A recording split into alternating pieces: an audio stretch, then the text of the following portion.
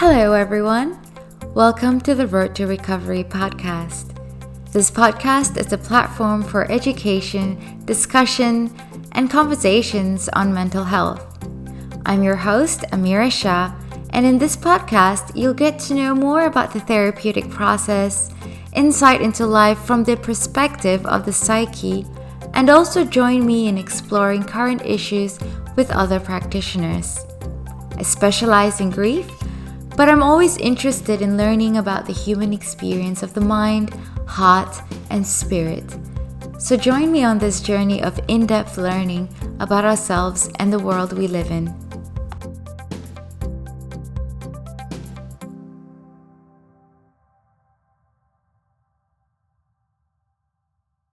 Hello, everyone. Today's podcast is slightly different. It is actually a recording on Zoom. It is a discussion amongst members of a group called Behind the Scenes Community. And it's basically a discussion on the mental health awareness in the entertainment industry. So this Zoom discussion involves me, the host of the group, Tristan Braines, the director of the group, Taysha McFarland, an actress, Cynthia Pritchard, and the marketing director, Will Chan. So we have a bit of a giggle, a bit of a laugh, and I hope you enjoyed the podcast. Hello everyone, we do the wave, we do the wave, here we go.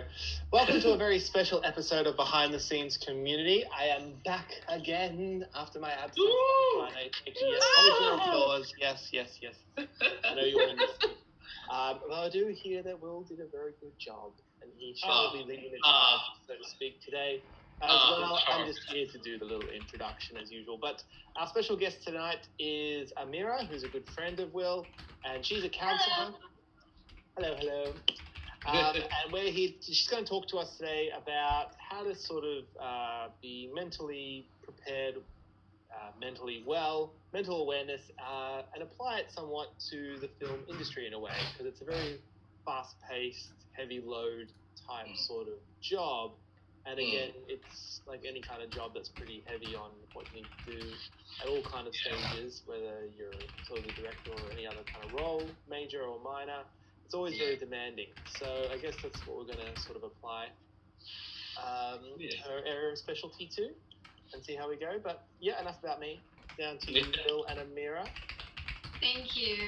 Yeah, so as you guys know, well, some of you know, I am in Brisbane at the moment with Amira, and finally get to see her. I haven't seen her for so long. Yeah. But this is something we want to bring to you guys as well, considering we had a massive, hectic month or last few weeks even with the industry. You especially. Yeah, I have done quite a bit, but I reckon there's a lot out there that are grabbing as many opportunities as I can, since a lot of productions are happening all around Melbourne, especially even the big star Liam Neeson is in the area as well. So, there's been a lot of talk about that. So today we just want to talk about what we should do to be aware about our surroundings, about ourselves, considering accepting so many opportunities, and sometimes getting a bit overwhelmed. I know I have. I've taken a lot of jobs, and it's so tempting to accept so many, but at times I get burnt out, and this is something that I have to be aware of as well, because mental health is quite important. So if there's any tips you can show our viewers as well about what they should be aware of when they're taking opportunities and when they're working as well, long hours. Yeah, I think when COVID happened, what happened was that we kind of lost the sense of normalcy. And then when restrictions have lifted, opportunities are coming back, and we're being flooded with all these new options.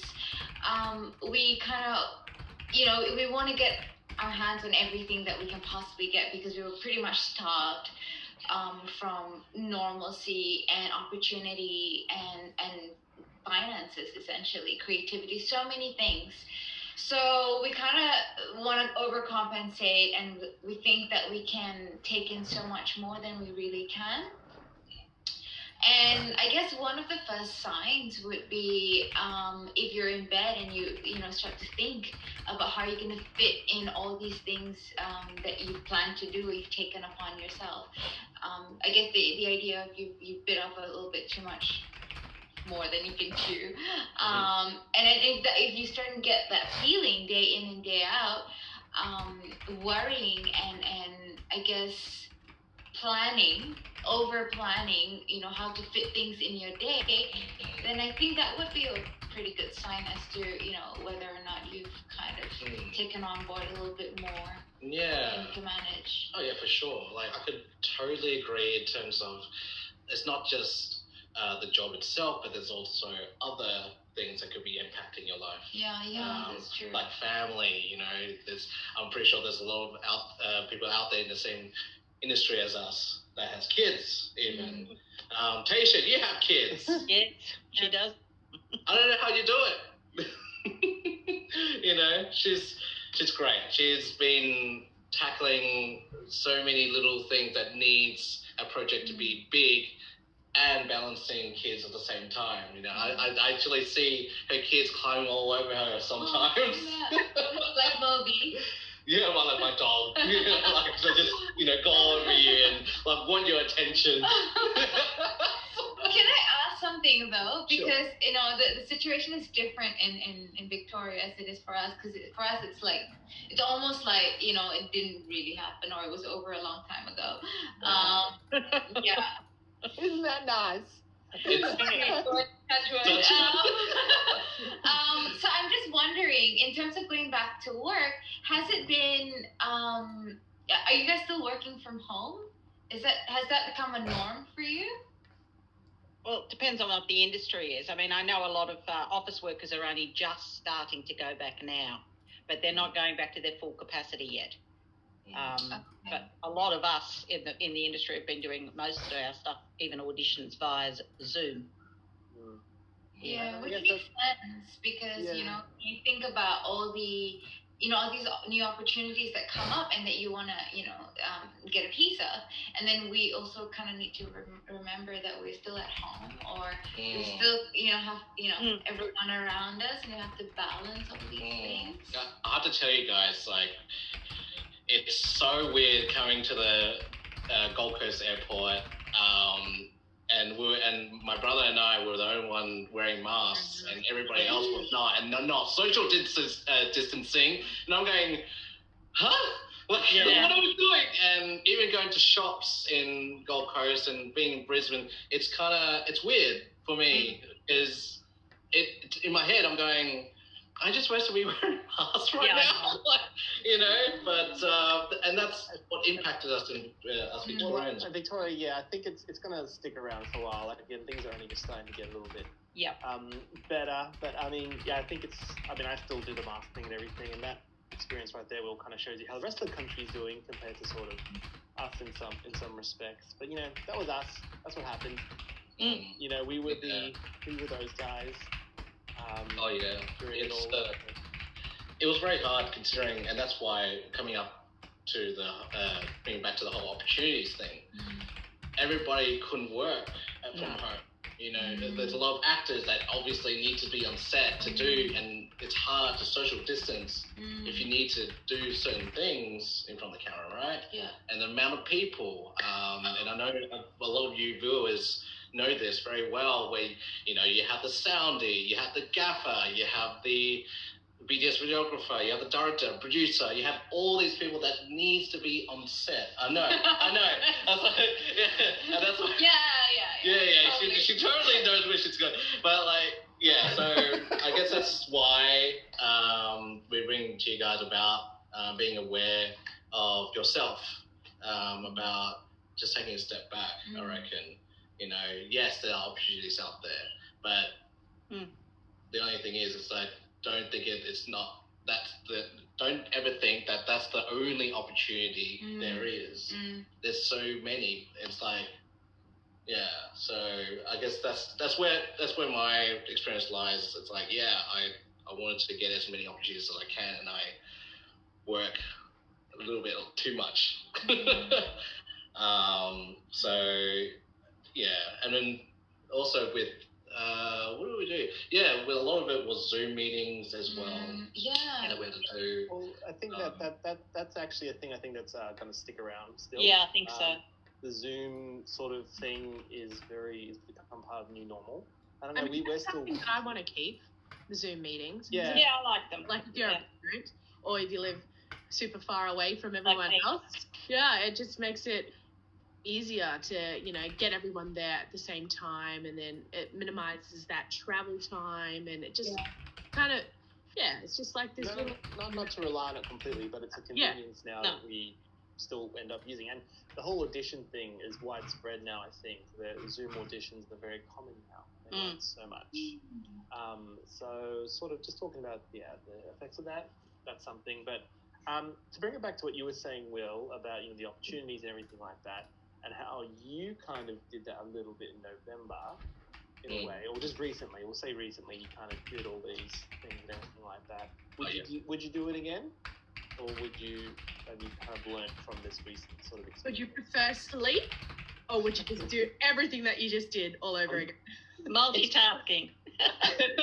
It's kind of hard because it's hard to distinguish how passionate you are, and and I guess I don't know, like, because in my mindset I'm going, I really want to finish this project, or I want to make this big. I want to network as much as I can. I don't want to make this opportunity go to waste, and that could apply to something else. And if I miss that, that's it. That's my mistake. And I think to think back, I reckon I'd rather have someone to help me now that I'm all aware. In what sense help you? As in on the task? You need to delegate more. I think I like to do everything. That's the thing. Yeah. I like me. I like to do everything myself because if you want something done, you gotta do it yourself. That's me. Yeah. Right. Delegate, dude. That's what I did. Because I didn't get done now. It's like 2 a.m. and I'm going, I need to get this done. Nobody else is awake. I can do it. I know. That sort of thing. Filmmaking is collaborative. Like, again, it is always collaborative. But again, I think at early stages when you do kind of have to take a lot of a lot on yourself, particularly when you're starting out, I think. I think that's where Will's kind of mindset may be coming from a little bit more. Starting out, you can't really sort of pay someone to sort of help you out or rely on someone that way when you're like, okay, I got to get this done. Can't really do get that. But I mean, sorry, go on. No, I was just gonna ask. So how do you incorporate self-care for yourself every day? That's a very, very good question. I don't know, guys. Come on. I mean, you got your partner. Yeah. And your doggy. Yeah. Yes. She's very supportive, don't get me wrong. I love her to bits. But at some stages where I don't know, like, that's very hard. I don't really think about that. See, this is something you should ask yourself, guys. Because being stuck in that question, I don't know. I kind of just do it. And that's what's really bad, because that could just be an ongoing saga of just me working, and I don't take care of myself at all. Amira, what would you recommend, like, tips to sort of combat that, or can you recommend any specific, what was the word you used to us? Self-care? Self-care, Yeah. I think self-care can be quite personal, so I'll start with that first. What kind of things you can do for yourself, that's quite personal. But if you're someone that is very physical, then maybe something that is an activity that like some sort of exercise or something might work for you. Or if you already do that, say for example, you already do something active every day or every couple of days, but you're still feeling the stress, you're still feeling all these, these things are still happening for you. You know that you're not particularly balanced, which means that I guess the kind of self-care you need is something that's more mental, more soulful. So something that's a bit slower paced, the yin and the yang. So if everything's like, you might need to do something that is a bit more calming, more grounding. Like cooking can be quite therapeutic if you enjoy cooking. Something quite artistic and expression, that involves expression like writing or art, or maybe even just calling someone and chatting, that could be part of your self-care. A long shower, something that you consciously put into your schedule every day. So in a way, without actually thinking, am I doing too much? I'm not delegating on all these things. Do what you normally do, but instead, no, but also, not instead, also incorporate something that you do for yourself, only for yourself, whether it's a pet, whatever that you do, breathing, walking, whatever it is that you end up doing, make sure you schedule it in for the day for yourself every single day, at least for 20 minutes. And just having that in your day, having that scheduled in your day is good enough for you to remind you that, hey, am I doing too much? So that would be a bit of a reminder. I said, oh my god, I didn't realize how tired I was. I didn't realize how stressed I was. This is really good. I really needed this. And then you get some mojo back, and then you can continue doing what you need to do. But you'll be mindful of your energy levels, of your attention span, of your stress levels, because you forced yourself consciously make the decisions, going like, I'm going to swim for half an hour today. I'm just going to do 10 laps every week, and then all the other days of the week I'll cook, or I'll do something else. I'll go to the gym, I'll go for a run, I'll call my mom, because it's always nice to talk to her. Just do something every day, and it will remind you to balance your life a little bit. I guess it's a good gauge, maybe. Yeah. If you are commit, like overloading yourself a bit, maybe. But Taysha's got a question, I think. Yes, I do. Thank you. Yes. Thank you, Mr. Braines. I just wanted to ask, so like, what if while you're trying to relax, you can't because you've got so much stuff on your plate that you need to kind of get through? So while you're trying to do something else, you kind of get a bit anxious that things aren't getting done because you're not actively working on it? Yeah. So what would you do to get your mind off things? That's a really good question, because I think everyone falls into that trap. So the thing is that when you schedule something in, you put it in your calendar, you put it in your day to set aside 20 minutes for yourself. And so the idea at this point here is you give yourself the permission to check out for 20 minutes. Yeah. So when you have that intention that, okay, for 20 minutes I'm checking out, so whatever. For the first few minutes, maybe it might be a bit hard to, shut down or just pause or go in standby mode. And some people would do all these apps, just whip out your phone, go to Spotify, or go, download an app that you like, that is like a meditation app, or a podcast that you've been wanting to catch up, on, you want to listen to, and just get into that zone for a little bit. And then you put an alarm, so you know that when your 20 minutes is up or your 30 minutes is up, your phone will go off. So that time has been encapsulated with permission, with parameters, and you allow yourself to just do what you need to do. Does that answer your question? Does that make sense? Yeah. Maybe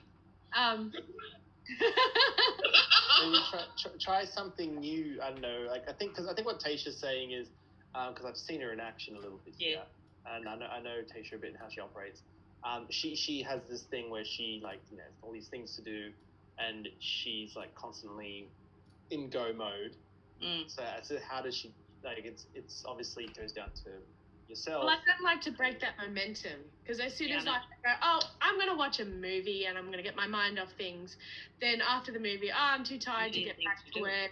I lost that train of thought that I was on before, or like whatever schedule I have, like if I do schedule in like an exercise session or something, if I've got something that's pretty pressing, like a deadline, I'd be like, well, you know what, maybe I can do this later, or maybe I can do it tomorrow, or maybe I could just skip it for today and just work right through it. Is there like a what? Well, I write lists. I just physically get a pen and paper and I write a list, and I cross or tick off each thing that I have to do. Like I've got heaps to do this week. If I have, like I'll say Monday I have to do this, and then I tick them off as they go, and that helps. I still don't sleep, but that's just me. Yeah. I'm a not long-term insomniac because I can't shut my brain. You like write sleep in the calendar. Actually, before going to bed, when I have like a lot of things to do, I actually just whip out my phone and just write a list. And now that it's externalized, it's on paper, it's there. I know I can worry about it tomorrow, and I can actually like switch off a bit. So that's a great idea. That's a very good idea. Now, some tips. But the one thing I sort of jogged my memory a little bit, but I used to have timeouts, and I do put timers if you can. It took a while, but I put alarms. I got a list of alarms.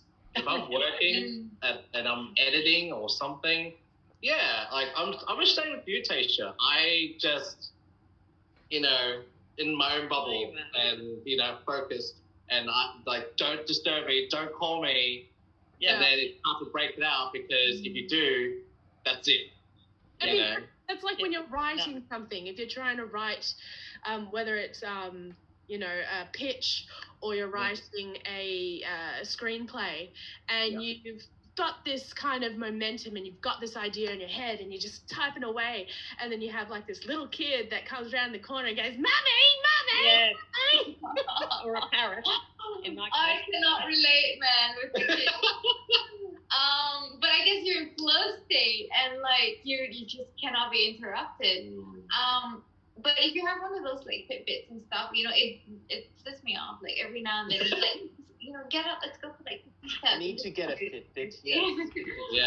But it helps. It helps break that, and sometimes you never know when you come back.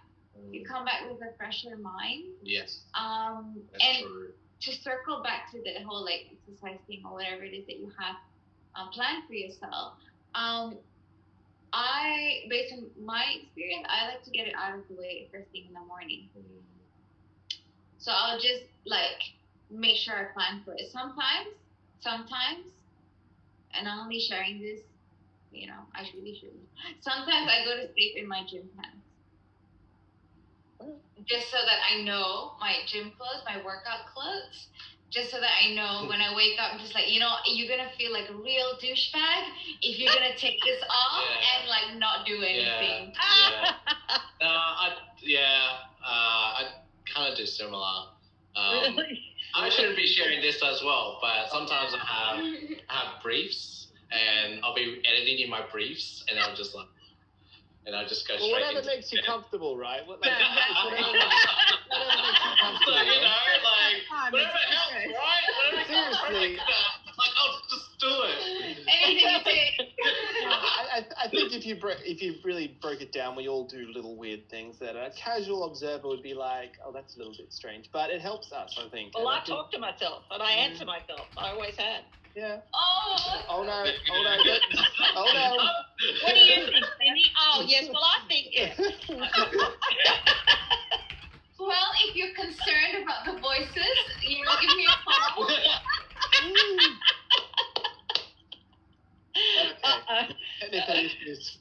I'm joking. Wu Chan is hungry. So I guess if we want to sum it up, because I think we're coming up to our 30-minute mark, just to go through what we've discussed kind of so far. It's about, I guess, knowing your limit. In a way, that's kind of what I gathered. Know kind of how you go, and to sort of prioritize a bit of self-care, and that can help gauge where you're at. And again, that everyone's different. Just this conversation alone has sort of said that everyone kind of has different ways of coping and everything like that. And I think the message should always be clear that, like, if you do find yourself in a particularly difficult time or anything like that, it's okay to kind of reach out and try and find some help that way, because that's really important. I think we do live in a time where there is more awareness, or more there's more discussions, more conversations about it. It's more out there in the world, I think, these days. So we are in a sort of decent enough time. I think that we can get through these things, no matter sort of how difficult they may be, because things are very trying sometimes. If 2020 has taught us anything, it's that it's like, it's nearly over. We can endure it all, and things can always get better. Always can. Oh, yeah, well said. Yeah, that's a great summary. Yeah. Thank you. And just the last minute thing, Amira has a podcast going on as well, if you want to shout out for. Yeah. So you can find my podcast. It's called Science of the Soul. Science as in math science, not like science. So Science of the Soul. It's on Apple Podcasts, and also on Spotify. So you can check things out. The podcast on mental health, on autism, on grief, just a few different topics. My Facebook page is Road to Recovery. You'll see it with either my face or an Enso circle. It's a green Enso circle. And if you want to check out my website, and it's roadtorecovery.org. Yep. And I'm also on Instagram. Nice. So. Yeah, and we'll basically we'll pull all those links down below for you guys to follow. It's a great. I hear all the podcasts as well. I follow all the Instagram as well. All the good quotes that's shown as well. You do quotes? I love quotes. I have books of quotes that I write with a fountain pen in my mind. And really nice penmanship. It's love that. No. I'll show you next time. But yeah, if you guys are interested, go to click on the links down below, which we'll supply them as well, so you can check out those pages. And yeah. Thank you for watching. If you have been watching, and a special thank you again to Amira for being here. Thanks for having me. This is cool. Thank you. Nice to meet everyone. Likewise. Hopefully we meet in person someday. I always remain hopeful of these things. You never know. Because, I want to go to Queensland. I want to escape. You can check. Alrighty then. Thank you again, Amira, and Will especially as well. Taysha in Sydney. And I thank myself as well. To everyone else who's watching as well, thank you for watching. And look out for those links. You want to follow up on Mira and all her words of wisdom. So thank you again, and we'll see you guys tomorrow. Actually, we're doing 2 episodes this week, so we'll see you guys tomorrow for I'll be back. Alrighty, guys, we say bye. We do our thing. We wave around a bit. Taysha's frozen. Yes, we're waving now. Waving now. Kid.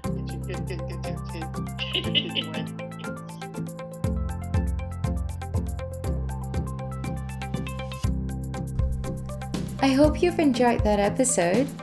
I'd like to say thanks again to all the members of the behind the scenes community, and perhaps we can do that again in the near future. Bye!